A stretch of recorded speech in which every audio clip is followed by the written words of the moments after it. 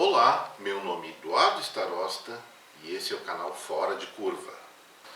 Lamento dizer, gente, mas eu vou dar uma sugestão para vocês. Vão agora para o supermercado, por favor, e se estoquem de arroz, macarrão, feijão, cerveja, trigo e outras coisas de primeira necessidade. Porque as previsões, as perspectivas para o ano que vem são catastróficas, apocalípticas. E olha que não sou eu que estou dizendo isso.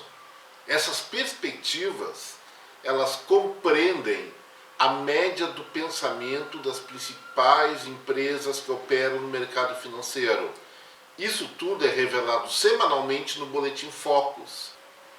E o Boletim Focus, que foi divulgado hoje, dia 29 de novembro de 2021, diz que o ano que vem vai ser lamentável, vai ser o pior dos anos. Olha só o que eles estão prevendo: um crescimento do PIB, a riqueza brasileira, de apenas 0,58%. Uma taxa de juros básica, de novo em 2 dígitos, a 11,25% no final do ano que vem. Inflação mais ou menos sob controle, em 5%, e a taxa de câmbio mais ou menos como está agora. Então essas previsões fazem todo sentido. Vamos nós desconfiar da qualidade das previsões das principais consultorias do Brasil, que expressam em média o seu palpite no Boletim Focus do Banco Central? Olha o que eu acabei de falar, expressam o seu palpite. E eu vou dizer, vamos desconfiar sim. E por que eu digo que a gente não pode acreditar nisso? Eu vou dizer para vocês que em termos de previsão de um ano para outro, o Boletim Focus é a maior piada, o maior fiasco que nós temos em termos de perspectivas econômicas aqui no Brasil. Querem ver? Eu vou provar. É claro que a previsão de novembro agora de 2021 para o final desse ano não vai dar muito erro, até vai dar algum erro. Por quê? Porque dos 12 meses do ano se conhece já 11 meses. Então a margem de erro fica menor. Mas com relação a um ano em relação ao outro, e a esse o destaque da previsão do Boletim Focus em relação à finalização de 2022, com esse PIB de 0,58%, Selic, taxa de juros a 2 dígitos, olha só o que aconteceu nos anos anteriores, pegando essas duas variáveis. Lá no final de 2019, a previsão para 2020 era fechar com um PIB crescendo 2,3% e uma Selic a 4,5% ao ano. Qual foi a realidade? O PIB, por causa da pandemia, evidentemente, caiu 4,4% e a Selic dos 4,5% previstos ficou em 2%.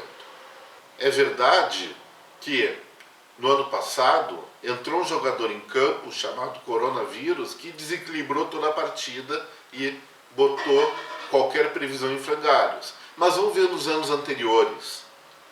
No final de 2018, a previsão era que o PIB crescesse em 2019 2,55%. Cresceu 1,17%. A Selic, ela estaria, segundo os previsores, em 7,13% e fechou em 4,5%. Pô, olha que margem grande de erro.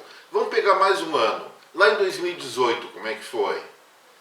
No final de 2017, a previsão era de crescimento do PIB de 2,7% e foi 1,3% na verdade. E quanto à Selic, até que se aproximou. Previram 7% e chegou a 6,5%. Mas a questão monetária e fiscal lá estava mais ou menos estabilizada frente aos escândalos dos anos anteriores.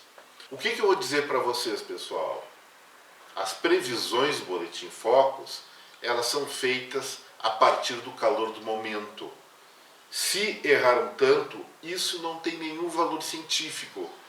Então, se eles estão falando lá que 2022 vai ser uma catástrofe, só porque eles estão falando não quer dizer que isso vai ser. Provavelmente não seja, porque normalmente eles erram. Quando eles dizem que a economia vai melhorar, piora. Quando diz que vai piorar, melhora. Então vão apostar na melhoria. Mas e aí, por que é tão furado esse boletim? Talvez seja pelo fato de que quem contribui para fazer essas previsões, quem contribui dando seu palpite para esse boletim, sejam majoritariamente empresas do setor financeiro. E o que interessa para as empresas do setor financeiro? Não é acertar a previsão, é simplesmente conduzir a opinião das pessoas que investem no mercado financeiro, no mercado de ações, para os seus interesses. É que com os juros básicos a 11,25%, as pessoas vão tender a deixar de consumir, deixar de investir na produção e vão colocar seu dinheiro nos ativos financeiros que os bancos tanto adoram. Agora eu vou desdizer o que eu disse antes. Não precisa estocar arroz, não precisa estocar feijão, não precisa estocar macarrão. Só mantenha aquela questão de estocar cerveja para o ano inteiro. Não, para o ano inteiro não, porque a data de validade vence. Estoca por uns 3 meses, aí eu acho que tá legal. Mas esse tipo de previsão não pode ser levado a sério. E aí vem manchetes de meios de comunicação super respeitáveis dizendo o seguinte: economia brasileira caminha para reunir o pior dos mundos em 2022 com inflação alta e baixo crescimento. Gente, ninguém tem propriedade para dizer uma coisa dessas. Ainda mais que, como eu já falei no Fora de Curva alguns dias atrás, os indicadores de economia estão de pernas para o ar, estão a maior bagunça, prejudicando ainda mais o poder de previsibilidade que já não era tanto antes. E seguramente nessas previsões nós temos aquele componente que eu vou chamar de vontade pessoal do profeta. É uma questão política? Provavelmente sim. Mas vamos ter como foco central o seguinte: essas pessoas estão nos induzindo a pensar como tratar o nosso bolso aqui nos próximos meses. Não vamos cair nessa de maneira cega. Minha recomendação é manter ainda mais um tempo as barbas de molho, porque tem várias coisas mudando no mercado nas últimas semanas. No Fora de Curva da última quinta-feira, eu falei e praticamente afirmei que o fechamento do IPCA de novembro vai ser bem abaixo do esperado. Vamos ver se eu mordo a língua ou não. E hoje, dia 29 de novembro, saiu um indicador que corrobora com o que eu falei na quinta-feira passada. O IGPM, lógico que são outros produtos que são avaliados, não são preços ao consumidor, mas essa inflação do IGPM de novembro foi de 0,02%, já mostrando que os preços por atacado, eles não estão progredindo da maneira como se previa.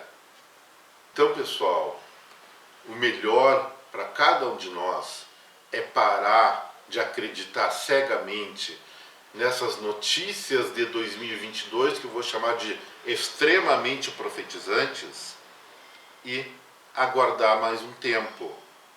Repito, normalmente as previsões de um ano do Boletim Focus, que envolve grande parte das consultorias do setor financeiro, são furadas.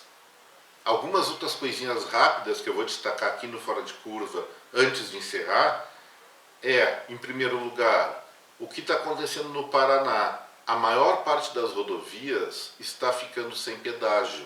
É verdade que naquele estado nós pagávamos as maiores tarifas para andar na estrada de todo o país. Realmente eram absurdos.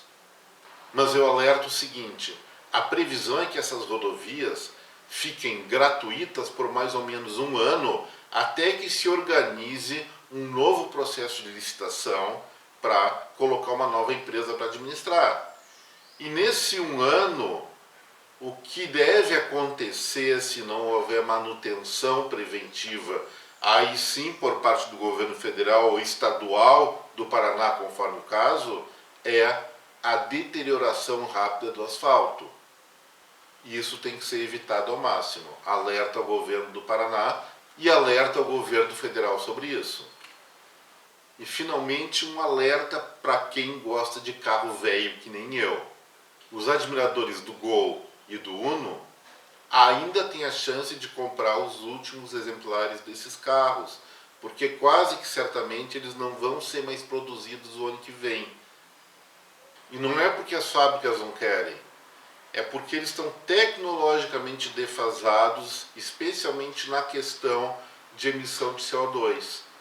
Se não houvesse essa crise que nós já comentamos aqui no Fora de Curva dos semicondutores, talvez esses veículos tivessem mais sobrevida. Mas a última notícia dá conta que a produção se encerra por esses meses. Então, os unistas e os golzistas correndo nas lojas para comprar os últimos exemplares. Gente, por hoje era isso. Espero que você tenha gostado do Fora de Curva de hoje. E se você gostou desse conteúdo, não se esqueça, botão no like, se inscreva no canal e compartilhe essa edição do Fora de Curva com a sua rede de contatos. Muito obrigado, até breve, tchau.